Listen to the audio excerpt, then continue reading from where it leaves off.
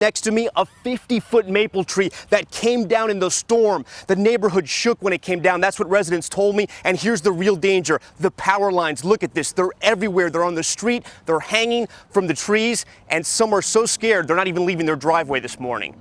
This is a tornado! Overnight, violent storms striking the East Coast. And a nightmare for more than 100 Amtrak passengers bound for New York City, stuck on the tracks for hours after a transformer exploded in the heavy winds. All the power went out on the train, the lights went out, and then they said, you're going to stay on this train, and the other train's just going to push this one all the way into Philadelphia. Frustrated passengers taking to social media after no power and no lights. One tweeting, "Trapped Amtrak, 654 from Harrisburg to New York Penn. No air, no food car, tornado sirens for 5 hours, no explanation." All this as power lines snapped in half with winds reaching 70 miles per hour. I grabbed my kids and I ran in the basement. This morning, nearly 500,000 people left in the dark. I've never seen anything like this. In New Jersey, heavy winds flipped this car over. Parts of this shopping center severely damaged. It was crazy winds. They were coming straight down the street. Across Pennsylvania, trees uprooted, some ending up in houses. I came up and looked out the window, out the door, and I couldn't believe what I saw. Her car and home destroyed. And check out this lightning flashing behind our capital as those storms reach the East Coast. And now this morning, the cleanup begins. It's one of the deadliest heat waves on record for Pakistan. But finally, temperatures have dropped from the oppressive 45 degrees Celsius. Despite this, the health minister for the region says many people are still being admitted to hospital. The worst of the problems are in the sweltering metropolis of Karachi with its 20 million inhabitants. The figures for the number of dead come from hospitals, but a main charity closely involved believes people dying at home or in private clinics could push the toll higher. According to medical officials, hospitals in Karachi have treated nearly 80,000 people for heat stroke and dehydration since Saturday. At one of the city's central graveyards, there's no room for the dead. Mohammed Iqbal is a gravedigger here. He's struggling to find places to bury people, carving out this thin slither of soil between two graves to bury someone's loved one. In fact, we found several elderly people seeking shelter here, a bizarre place to find refuge. Some struggling to breathe in the heat. Streets turned to rivers due to fast-moving floodwaters. There's a man caught up in the floodwaters. He is moving quickly. Unfortunately, this water is sweeping everything in its path, including that dumpster. Luckily for the man, he was pulled out of the water, slowly but surely by a rope. That water, unfortunately, definitely not subsiding. Where did all this happen? Flash floods have brought Sochi to a standstill. At least one person was killed as torrential rain submerged the Russian city that hosted the Winter Olympics. Many houses are damaged.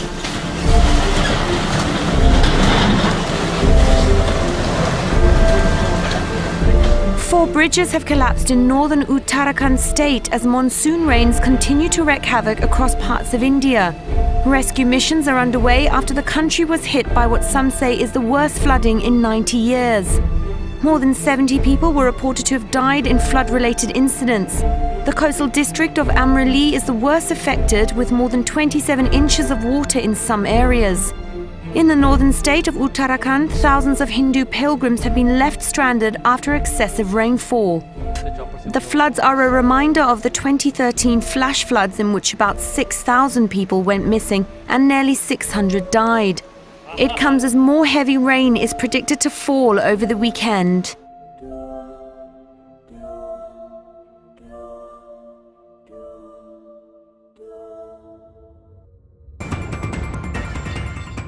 Breaking news from the San Bernardino Mountains, the lake fire is expanding. Fire officials say it has grown to more than 30 square miles, forcing the evacuation of some small desert communities. Gusty winds and drought conditions are fueling the flames. More than 70% of California is currently dealing with extreme or exceptional drought conditions, and that creates a new obstacle for firefighters this year. Firefighters here in the San Bernardino Mountains have been fighting this fire for more than a week now. It's one of some 2,500 fires that have broken out in California so far this year. Now, the ongoing drought has not just primed the landscape to burn, it's cut off water sources needed to fight the fires. The landscape is so dry, fires burn hotter and spread faster, making early attack from the air essential.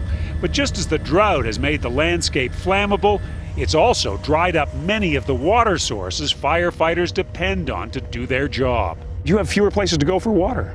That's correct. In fact, a lot of our sites that we would use for our helicopters to dip in are no longer there. So our pilots and captains have to go out and recon these areas. You have to remember what we call turnaround time, meaning how long does it take to get to that water source and back? Every minute that increases is every minute that fire gets larger.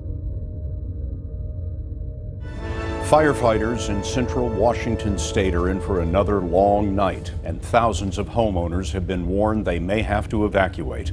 A wildfire that kicked up Sunday is burning out of control after tearing through the town of Wenatchee. Those who returned home today found little to salvage. More than a dozen large fires are burning in the west tonight. The massive Sleepy Hollow wildfire, fueled by strong winds and scorching heat, burned through the canyons and hills of central Washington state, destroying 24 homes and forcing thousands to evacuate. The blaze ignited in brush and quickly spread when embers blew into downtown Wenatchee and started a recycling plant and 3 businesses on fire. Incident Commander Nathan Raby said wind was their biggest problem. Officials with the meteorological agency raised the alert level to 3 on a scale of 5 and are calling on people not to approach the mountain. The alert level had been at 2. Officials say they've confirmed fresh layers of volcanic ash near a newly found vent in the valley. Authorities in Hakone have ordered people within a radius of 1 kilometer of the mountain to evacuate. There are residences, hotels, and a hot spring resort. Mount Hakone is a caldera volcano. The highest peak has an elevation of about 1,400 meters. Meteorological agency officials say a large volume of steam has been spewing from hot spring facilities at Owakudani Valley since last month. Researchers have recorded numerous earthquakes in the area since late April. They say they observed more than 300 earthquakes on Monday. On Tuesday morning, there were 180 more. Officials believe the last time Mount Hakone erupted was in the 12th or 13th century. Well, a magnitude 5.2 earthquake shook the Big Island last night. The U.S. Geological Survey's Hawaiian Volcano Observatory says the quake's epicenter was just southeast of Kilauea Volcano Summit. It happened about 10:10 last night. The USGS website, Did You Feel It?, received over 740 reports of people being able to feel that quake within an hour. It was felt across the Big Island as well as on Maui, Lanai, and Oahu. At least a half a dozen aftershocks have been recorded. Officials say there was no damage reported and no tsunami was generated. We've had some wild hail across several parts of the country. In Prescott, Arizona, look at this. It looks like snow on the ground. We had crazy thunderstorms out there yesterday. We've had it the day before. We've seen dust storms, and now we're seeing pretty much the opposite of that, with hail really slowing traffic down on the road.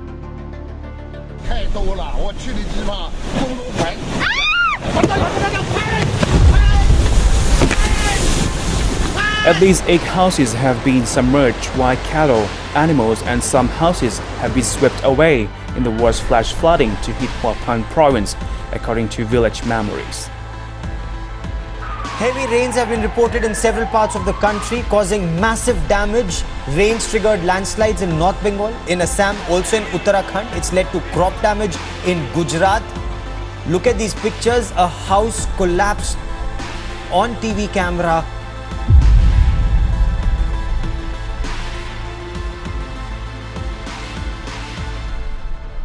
Britain was soaked in sunshine on Wednesday, with temperatures reaching as high as 36.7 degrees Celsius. It was the hottest day of the year so far, and the hottest July day on record. So hot, in fact, that roads in London began to disappear.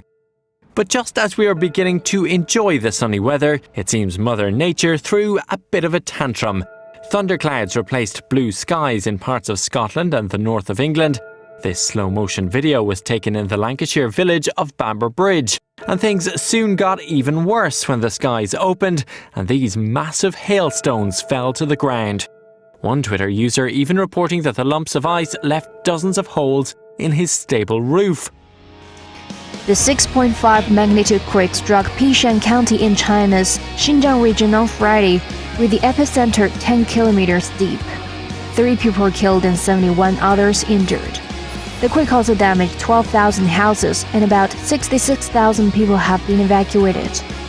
This footage from ureporter.it shows a tornado sweeping through an area near Venice on Wednesday evening. It killed at least 1 and injured 30. 3 of whom were said to be in a serious condition. Locals in the Veneto region captured the moment the tornado hit the area with their mobile phones, filming flames and debris flying in the air above the rooftops.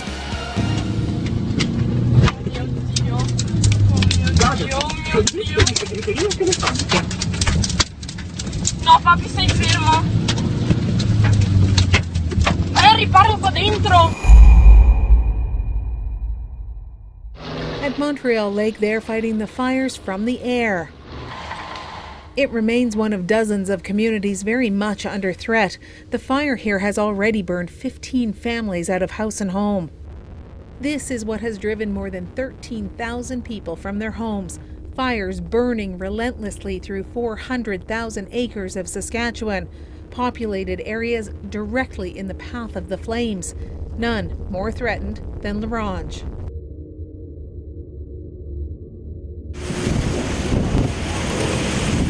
People in some parts of Germany are scratching their heads, wondering what's going on with the weather. After days of very high temperatures, which have hit records in some parts of Europe, there was this: hailstorms, flash floods, and tornadoes. In record numbers, they're washing up on eastern shores, stinging unsuspecting swimmers with their venomous tentacles. Felt like 1,000 bees stinging me at once.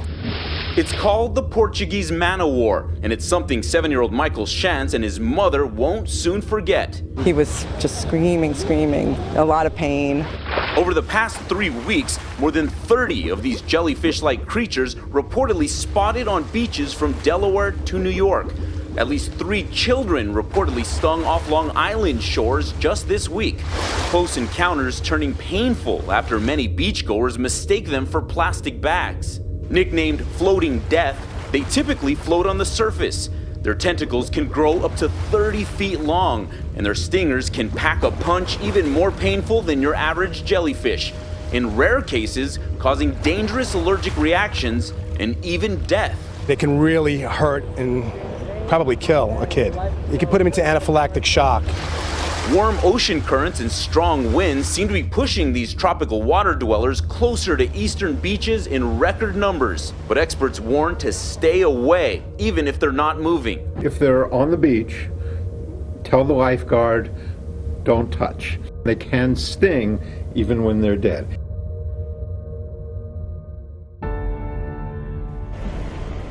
China's southeastern coastlines have taken a beating these past few days with tropical storm Linfa. But that's nothing compared to what's about to make landfall: Super Typhoon Chanhom.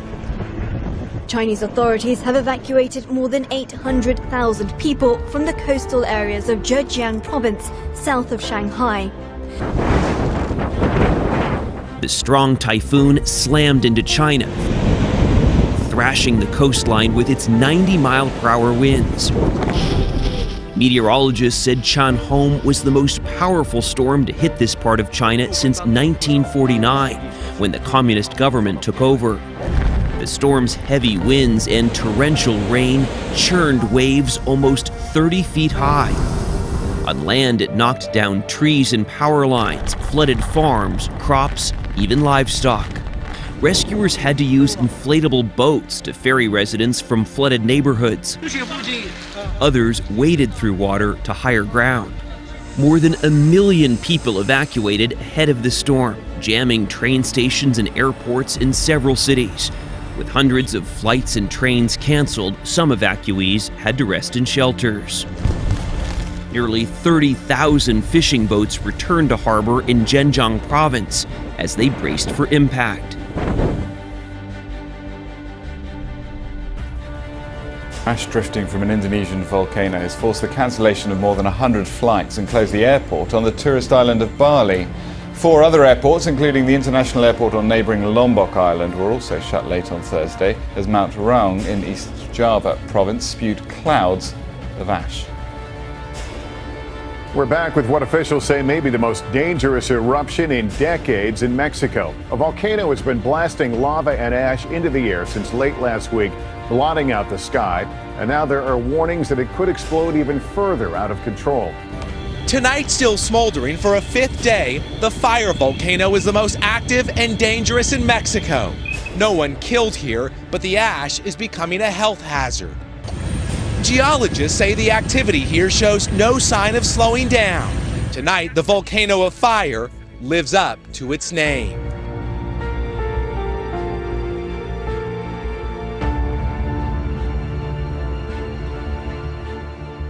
Southeast Australia residents are shivering through some of the coldest weather in decades. Some areas received a very rare snowfall. Families drove hundreds of kilometers to frolic in the winter wonderland. For many, it was the first time they'd ever seen snow.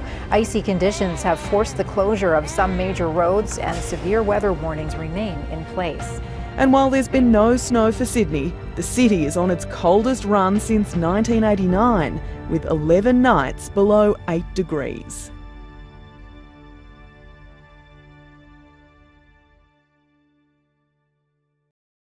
Scientists warn that the Earth is just 15 years away from experiencing a mini ice age, something that hasn't happened in 300 years. Researchers in the UK created a new model of the sun's solar cycles that allows them to make extremely accurate predictions of changes in solar activity like never before.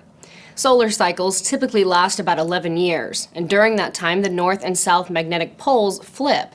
It looks a lot like a heartbeat when graphed out. We're currently in cycle 24. The solar scientists say that the latest model shows the sun's magnetic waves will become offset in cycle 25, which peaks in 2022. Then in cycle 26, solar activity will fall by 60% during between 2030 and 2040, causing this mini ice age. Professor Valentina Zarkova, who presented the findings at the National Astronomy meeting in Wales, said in cycle 26 the two waves exactly mirror each other, peaking at the same time but in opposite hemispheres of the sun. Their interaction will be disruptive, or they will nearly cancel each other out. So what does that mean for us? Pretty much what you'd expect. Bitter, cold winters. Cold enough to freeze the River Thames in England, which is exactly what happened when the last mini ice age hit between 1645 and 1715. Now to the wild weather pummeling several parts of the country. In Kansas, a giant EF3 tornado touched down last night. Wind speeds up to 165 miles per hour. No injuries reported and only minor damage. It's Kentucky, though, that's seeing the worst of it. At least 2 dead, 6 are missing, and catastrophic flooding there. Scenes of destruction in Kentucky, a house slamming into a bridge as torrential rains and high winds battered the eastern part of the state. At least 60 homes damaged or destroyed by flash floods, which struck at random. The water roared through a mobile home park, pretty much wiping out everything. The governor of Kentucky has declared a state of emergency as the search for the missing continues. The storms also hit hard in neighboring Indiana. Fallen trees blocked roads and damaged property. More than 30,000 homes and businesses were without electricity as crews scrambled to fix power lines. In Quincy, Illinois, a state of emergency was declared after winds of 70 miles per hour tore through homes and businesses. The powerful system has sparked tornadoes and sent cars and trucks barreling into houses. At least 150 homes have been destroyed. Camera turning. Oh my God, it's going to hit our house too. Oh, they can't get out. Oh, you know they're scared to death. Oh my God. Oh Lord Jesus, please be with these people and us. We begin with breaking news as we come on the air in the west tonight. A wildfire burning in San Bernardino County, east of Los Angeles. And take a look at this. Hundreds of acres burning, then jumping the freeway. Cars right there catching fire. Multiple ambulances sent to the scene. Authorities concerned this could be a mass casualty event. Also worry that drivers and passengers could in fact be trapped. The fire tonight sparking an inferno on the highway. Go, people. I can feel the heat. Trucks bursting into flame, at least a dozen cars torched. The brush fire jumped the 15 freeway about 75 miles east of Los Angeles. The fire grinding traffic to a stop. Dozens of cars abandoned. This video showing motorists running to safety. Some of them right past burning vehicles.